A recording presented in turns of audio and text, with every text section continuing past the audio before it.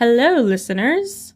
I'm so excited to share this episode that I made with my friends and colleagues, Winnie, Jamie, and Sarah, who all graduated from Pratt Institute in 2013. They were so honest about their experiences as new professionals in the dance therapy field. The openness that they offer in this episode reveals the complexity of our work and how much trial and error is really involved in the process.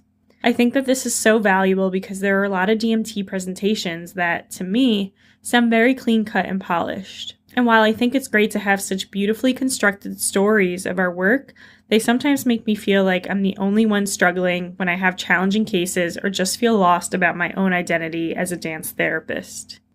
For the more general listeners, I will warn you that this is very dance therapy focused, but it offers so much valuable guidance on how to creatively approach feeling misunderstood in your position, asserting yourself in the workplace, or figuring out a work-life balance.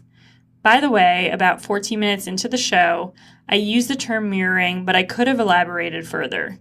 Please see the episode description for a more thorough explanation and for the ladies' bios.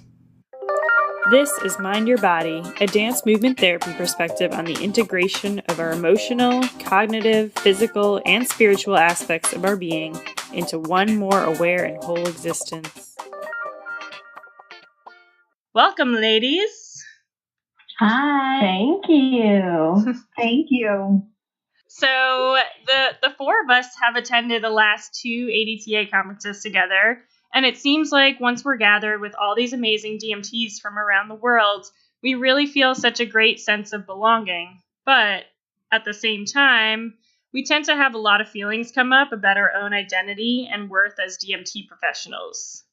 So I wanted to ask you all, how have you struggled and or achieved to find your identity since entering the field? I know. It's a brain scratcher. Good start. I guess I can start this one off.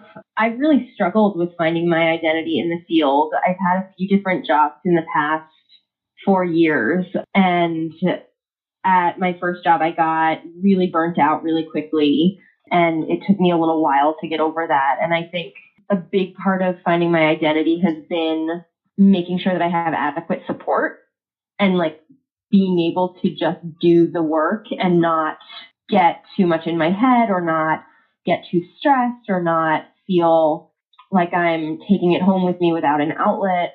And that's been really, really important, firstly. And then I think also because I've worked with a bunch of different populations, it's been pretty informative to figure out how I work with different people, from working in a nursing home to an LGBTQ facility to now working with individuals with disabilities.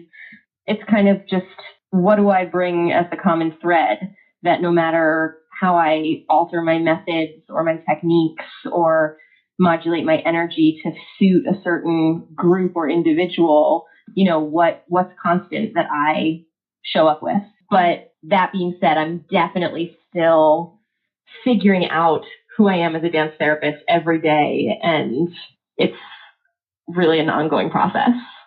Yeah, I'll add to that. I think too, for me, it's also been a little bit of letting go of expectation. Like when I started out, my idea of what dance movement therapy was or who I would be as a dance movement therapist isn't necessarily what it is now. So I think it's been a process of being okay that what it looks like or what my life looks like as a dance movement therapist isn't necessarily what I started out thinking it would be. I'll add to that lastly. I think for me, the biggest lifesaver in these early years as a DMT has been really allowing myself to trust my instincts.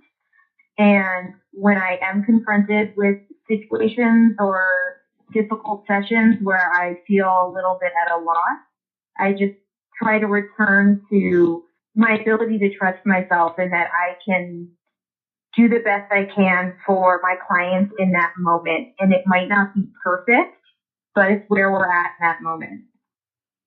Yeah, it sounds like both you, Sarah, and Winnie, and Jamie, too, are talking about a very self-forgiving approach has been really important in building your identity. Yeah. Yes. Yeah. But it's difficult. Yes. It doesn't always feel very self-forgiving, but that's the constant goal for me, at least, is to remember to go easy on myself, because I often have really high expectations and then get pretty quickly disappointed and have to dial it back and remind myself where I am and what I'm doing, and that, it's okay to be in this place, and it's okay to be 4 years out of school and still figuring it out, and to own what I do know and what I don't know. So that brings me to my next question about setting expectations for yourself, and also this inevitable comparing ourselves to more seasoned professionals, and wondering where you feel you fit in amongst the more seasoned professionals.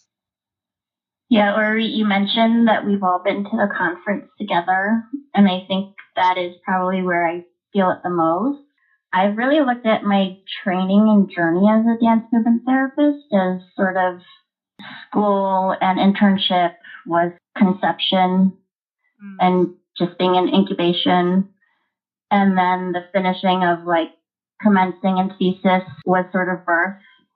And then the first job, like actually being out in the field and working full time to some capacity and being actually in the job, is sort of like growing up and going from childhood to young adult. So I try to remember that at the conferences and when I'm around some more seasoned professionals and dance movement therapists, and just to remember that I'm still learning and learning every day, and being patient and kind to myself about that, and just knowing, okay, this is where I'm at as a dance movement therapist today or right now. And try to remind myself that those who have come before me and who are presenting more or have like private practices established, a lot of those individuals have also been in the field for, it varies, but the people that I'm looking to are in the field for 20 plus years. So just to remind myself that I have time. I think she nailed it on the head with that one. Yeah. Yeah. I was thinking, I was like, yep, I do the same thing. It's like, Yep, Orit, that's it. You have all your life.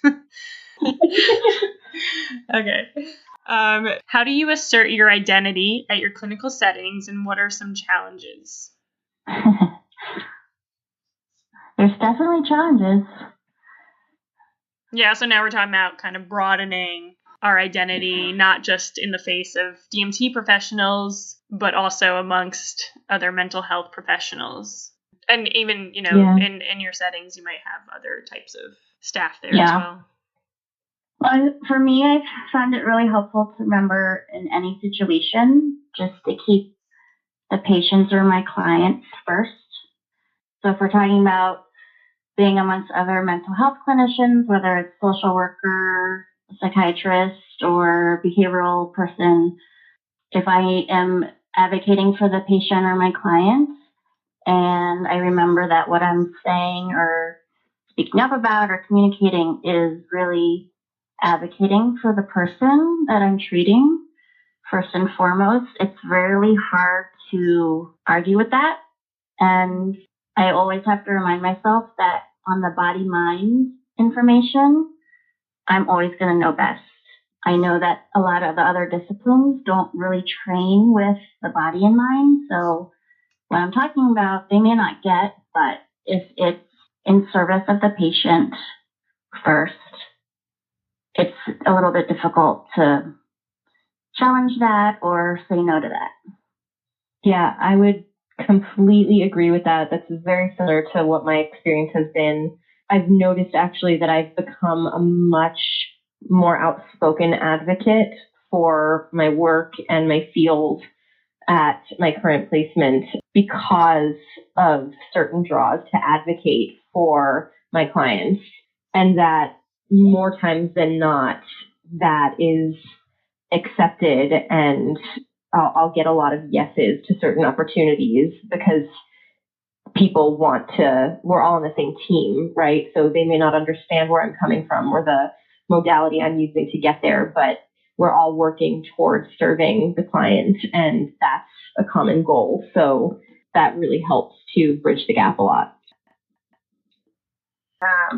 I try to really make it clear when I'm starting at a new site that dance movement therapy is primarily a psychotherapy, and really try to explain how the psychotherapeutic rewards of movement and dance so that other professionals can relate on that level. So even if they can't fully relate with the body knowledge, they can at least relate with the benefits, the mental health benefits that we bring to the table.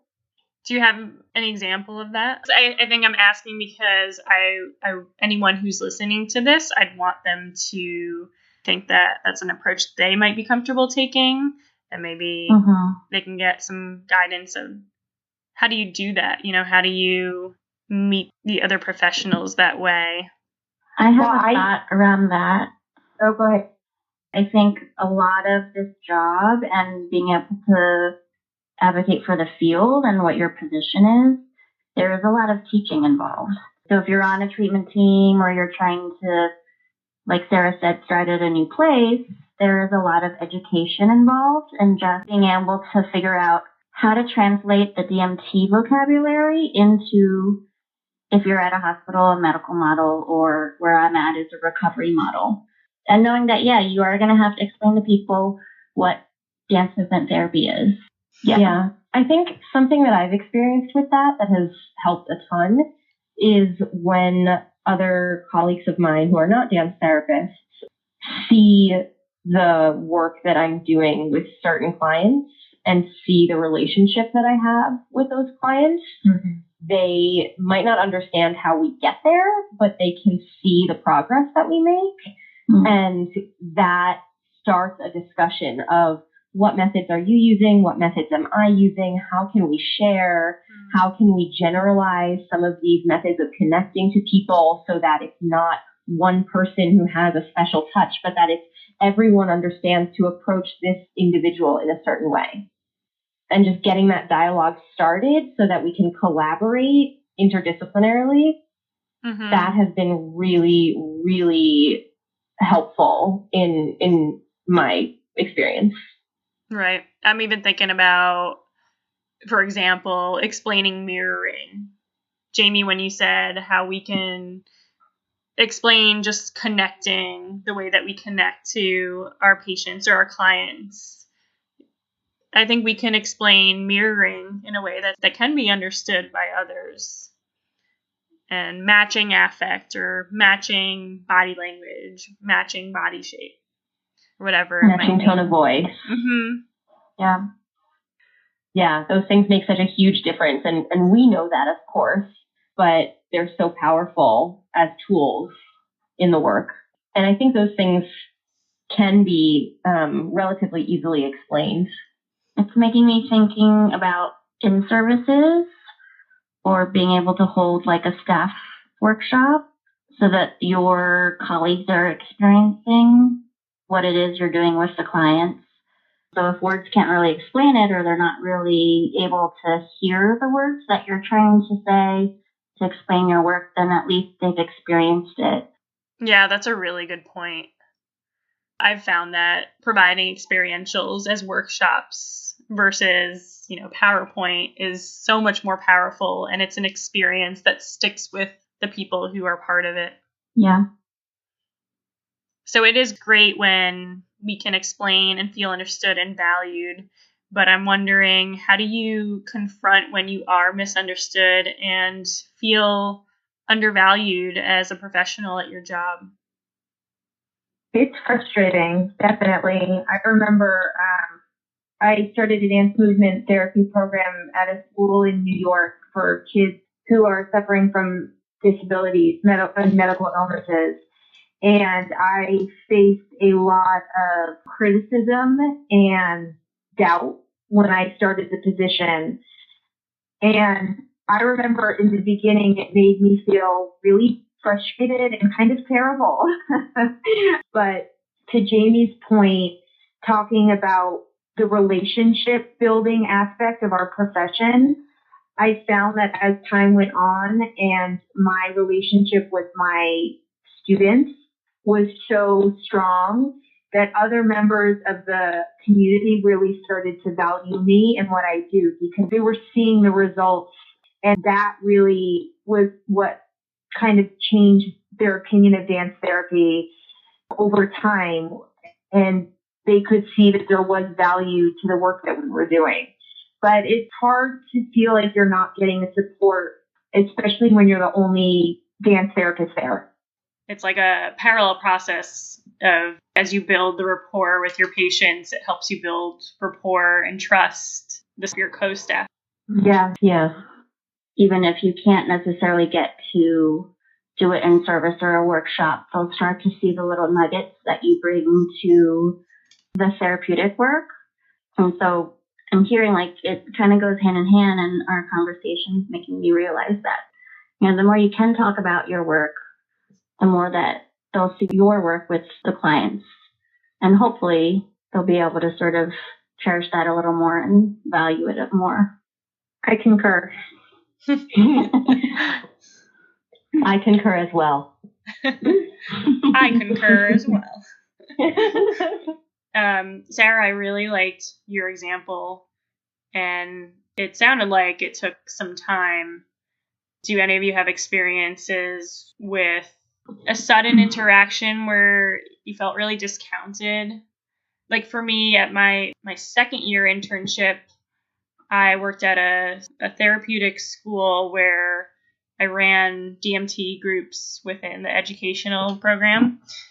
And in one of my classes, one of the teachers asked if I could provide more structured groups like Duck, Duck, Goose.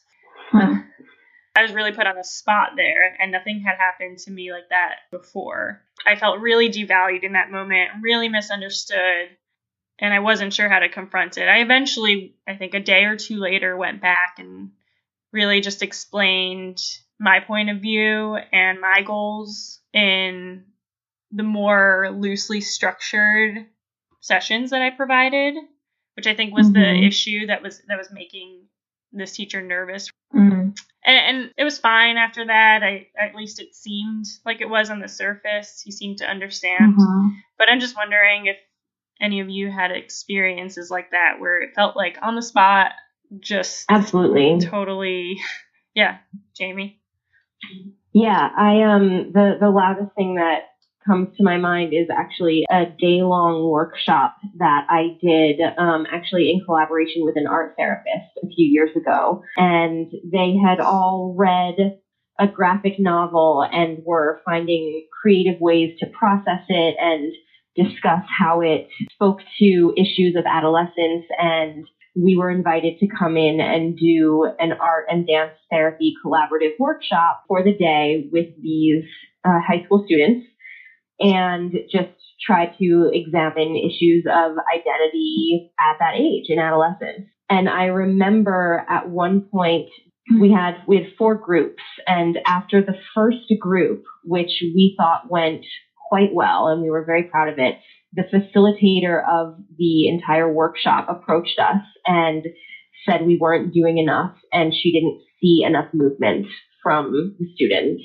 and basically offered several ideas of how we could restructure our programming and our interventions. And we were both really disappointed, and at first it made us question ourselves and the work that we were doing, and was it good enough, and was she right? And it took a moment of stepping back and taking a few breaths and feeling into kind of that intuition of, no, what we're doing is powerful, and it's not a performance, and it's not work that is here for you to see. You didn't realize, but that's not what you asked for. And when you brought us in, that's not what we came to do. And we did have to address it afterwards and talk about, how we thought that our expectations were a little bit different from hers. And we tried to, as gracefully as possible, explain the work that we were doing and what our motives were and what we thought we were seeing, as opposed to what she asked us for. And, she did listen to us, and she seemed to understand it in the end, and it seemed okay. But I remember feeling very discouraged following that for a while, and having to do a lot of processing with that coworker and that colleague and in my support circles, because it felt really disappointing to feel micromanaged by someone who didn't necessarily understand the work that I was trying to do. Yeah. This is making me think of a few examples. But in my full-time job, I'm thinking about like on a hospital unit running groups and having nurses or other disciplines not quite understand what I'm doing inside of the room. So also finding times to go talk to someone, to be really clear about what I need to run my group or the work, and then to be able to say and ask for what it is that I need. As simple as like, if you need to meet with someone, please knock on the door first before opening the door, because that is something that I do run into a lot. Luckily, I'm on a unit where I think our unit chief really respects what I do and the creative arts therapist. So if you have leadership that is behind you, then it kind of will set the example and model for the rest of your colleagues and coworkers. But I've also had to do things really concrete and really definitive, like turn the TV off and take the remote into the room with me so that no one else can turn the TV back on. Yeah, respecting our boundaries and how valuable the work is, that it would be quite an interruption to be having some sort of disruption in the middle of the group. Yeah.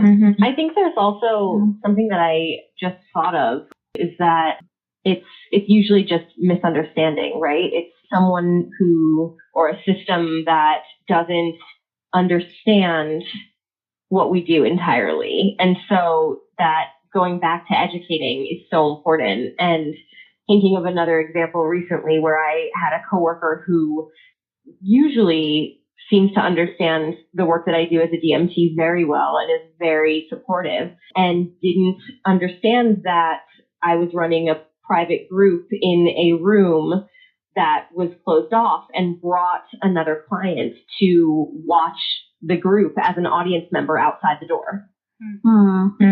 And it was a client that I also work with and have a very close relationship with, but it disrupted the middle of the group, and I had to then address with that client why he wasn't involved in this particular group, and how, it might make the other group members uncomfortable to have an audience today. And she had such great intentions, because he was expressing that he wanted to dance, but he wasn't in dance that day. And so it was this kind of moment where I had to then address it and say, I know you had great intentions, but this is actually what I was intending to do. This was my goal for this particular group. And in the future, I'd like to avoid having audience members for dance therapy. So I'm going to switch. I'm going to go on to the next question. What is one thing you really wish you had more of in terms of resources and support in the field? I can think of one thing, well, two things, but while I'm out in the field, for me, I've come up against wishing there were other dance movement therapists or more dance movement therapy connection at my site or out in the work. Even if I'm on a team with different creative arts therapists, and even amongst the creative arts therapists, I can sometimes still feel like, you don't really understand what I'm talking about, or where I'm coming from. We probably speak the same language, but we're talking different dialects.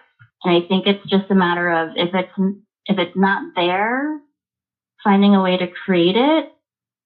And if that's not possible on site or at your job, then finding ways to create that dance movement therapy connection and support outside of your job, so that either way, I am held and I am heard as a dance movement therapist by another dance movement therapist. Yes. Yeah, I think Winnie said that perfectly. Yes. That was so perfect. I would add one other thing also. For me, I don't know many other dance therapists who are working with my specific population of clients, or who have worked with my specific population of clients. And I definitely wish that I knew of more dance therapists with this experience and that I had some sort of community to process some of the work, because it feels very foreign to what a lot of the other DMTs that I know are doing. And sometimes it feels hard to discuss the work that I'm doing in the context of the goals that I have, as opposed to the goals that Winnie might have at her site. Mm-hmm. And so it can be challenging for me sometimes to, want more support around certain issues and not be sure about how to work with certain individuals, and just to not feel connected to other dance therapists who have that experience as well.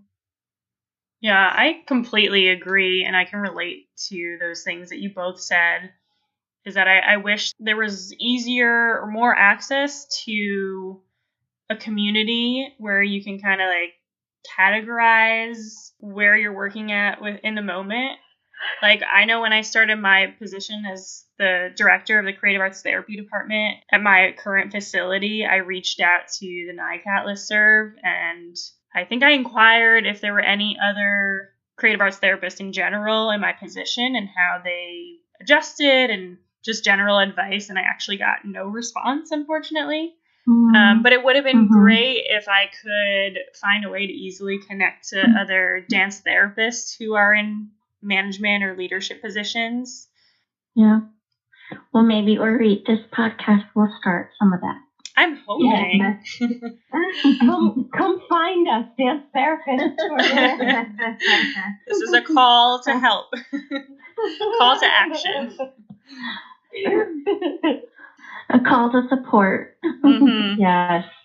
As many resources as I guess it seems like we have, I think we are lacking a little bit. And I don't know if that's just people leading such busy lives, because our jobs take up so much time and there's other things that we want to do in life. Or I don't know if it's just the lack of access or knowing how to access this connection. I think also it's probably... Sorry. I think it's both. I'm thinking also the job itself takes a lot of energy. Yes. So when your workday is done and maybe your support time, your meeting or supervision meeting is done off-site, and then your decompression time is done, that's not a lot of hours left over. So right. Also then balance like work life and personal life, and just to find the balance. So I think it's a little bit of both of everyone in it who are probably feeling a lot of the same things and not really then being able to like try to find a group or to create a group or, make more room to make more connection. Sometimes there is the need to just have the downtime and just to rest, and they'll sort of, or at least I find that I need that, and to just sort of not process for a while. Yeah, I would say that's a really tricky part of finding your identity in DMT, is the balance between processing and finding support, and also just laying back on the couch and watching Netflix for hours. It's like, you need that, but you also know you need the support from others, and how much is too much, and how much do I need to separate myself from the work, and what's the best way, what's the most effective way, is this helping me or harming me? And it's such it's so much trial and error and so much figuring out, which is of course really helpful in the end, and figuring yourself out and what you need. Yeah. And I think Winnie also made such a good point with, we have a limited amount of time in the week, and, we can set up so many supports for ourselves and have work and support. And, at the end of the day, you have a certain amount of time left, and you have to figure out how to balance that and what you prioritize that makes you work and makes you function at your best. that's a hard balance to find. I'm certainly still working on it. Yeah. I think too, it's different. Like what I need now in sort of decompression time or my rituals before I leave my job site are very different now than my first year of work. Yeah. So that's the other thing too, is if you're doing the self-care and always checking in with yourself, I think that will sort of shed light on where you yourself are at and what you need. And, you know, maybe today I need to go to the gym, but maybe tomorrow I'm just going to have to be on the couch and watch Netflix. We're really advertising Netflix here. Yeah. Or Hulu or TV. There you go. Yeah, Ori, maybe you should like get a cut from one of those I know. companies. Shameless plug. But yeah, that's a huge, and I guess too, to like realize, hey, you know what, it's okay that I can let that part go, like that ritual or that sort of pattern or support from my first year of work, or even return to something. It's just always sort of a continuous checking in with myself to figure out like, what do I need? Where am I at? So, and then finding the support and implementing or scheduling something that is going to help me with that, or being able to say, oh, you know what? I don't need that anymore. I'm going to go to every other week or once a month. I don't need it every week now. Great point about constantly reassessing where you're at. Yeah. We're getting kind of close to the end, and I think we've collected a lot of great advice and personal experiences for other young professionals or other aspiring DMTs, and maybe even giving some new perspective and open and honesty for the more seasoned professionals, as we've been calling them. And I guess my last question would be, what is one piece of advice that you would give to other DMTs who are just entering the field, whether they're still in school or within their first few years outside and in the world of DMT? I'll start with that. I think that the concept of self-care cannot be emphasized enough in the early stages of training as a DMT. I know for me in graduate school, self-care was not something that I focused on. And I really think it kind of came back to haunt me a little bit. And I think taking time out for yourself, dancing for yourself, doing yoga, even being in therapy, just doing those small daily rituals for yourself that remind you of who you are beyond just this professional identity you're trying to build is really, really critical. And it's really intense going into this field, and it's difficult to separate from our clients sometimes. If you're not careful, I know from experience, there were many times in both in graduate school and also in my career where I have felt very overwhelmed by the needs of my clients. And I've learned that taking care of myself has to be the first priority, because if I'm not well, I cannot be well for them. For me, I kind of remind myself that I'm need to live by example. And if I have certain expectations for my clients, I need to fulfill those expectations for myself first. Also, being in therapy is also really critical when you're on this journey, because you're getting to know parts of yourself that may be new to you. And it's important to get the space to process that so that you can do this job well into the future. I'll just add to that.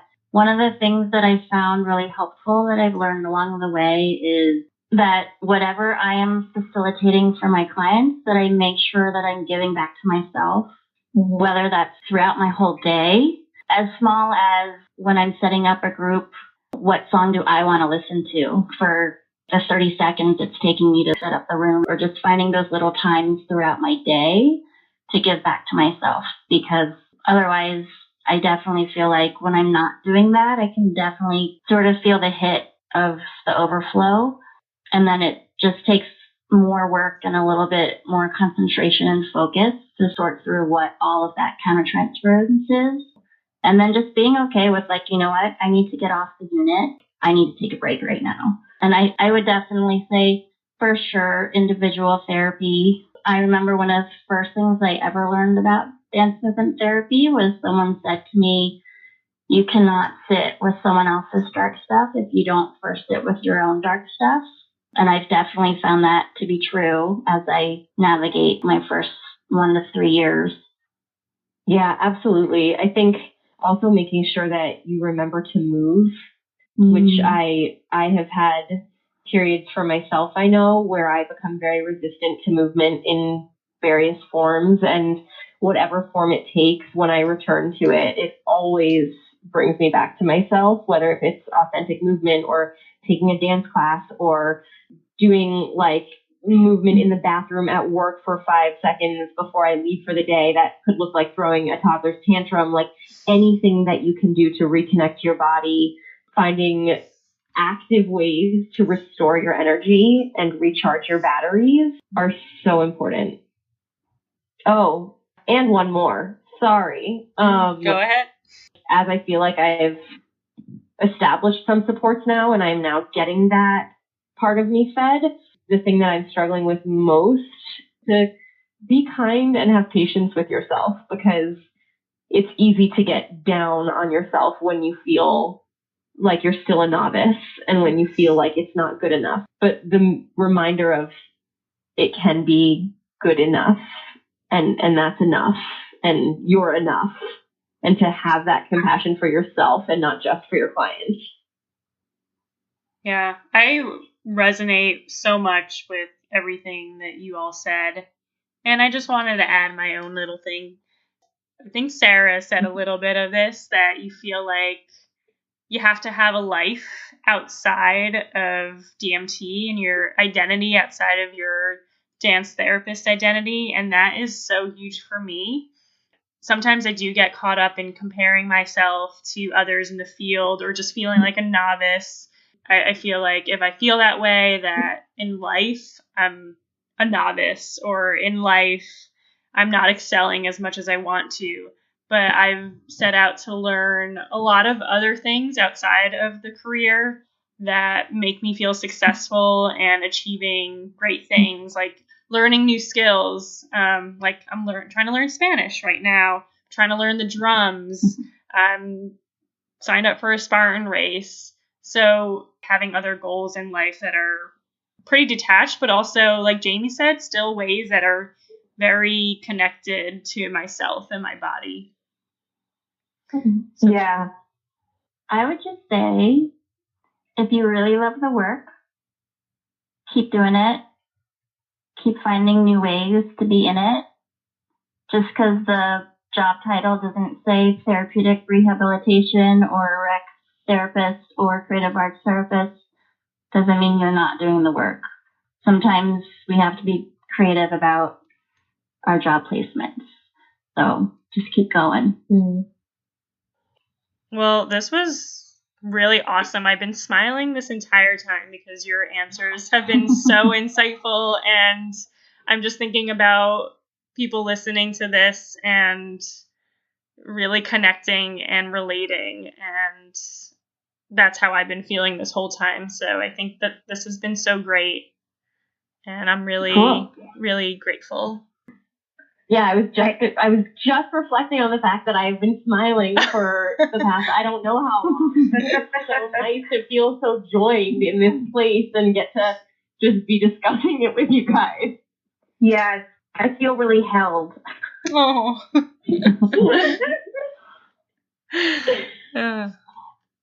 If you are feeling like you're past a certain point but not quite yet at another, reach out to your colleagues from your class or your sort of growth level and just form something and create something that where you guys can talk about where you're all at together, like we're doing now.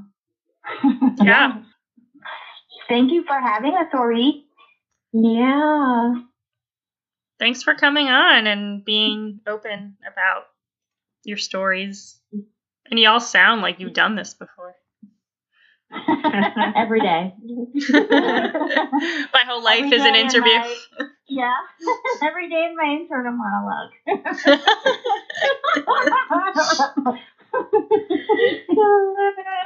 Winnie, why are you doing this right now? Yeah. What do I need right now? Is this what I'm supposed to be doing? All right, so we're going to say, I'm like, let's find a way to close. I feel like we need to all take some deep breaths together or something. I wish we could hold hands. Let's virtually hold hands. Feel each other's energies. I'm holding my phone. And say goodbye to whoever's listening. Goodbye, whoever's listening. Goodbye. Bye.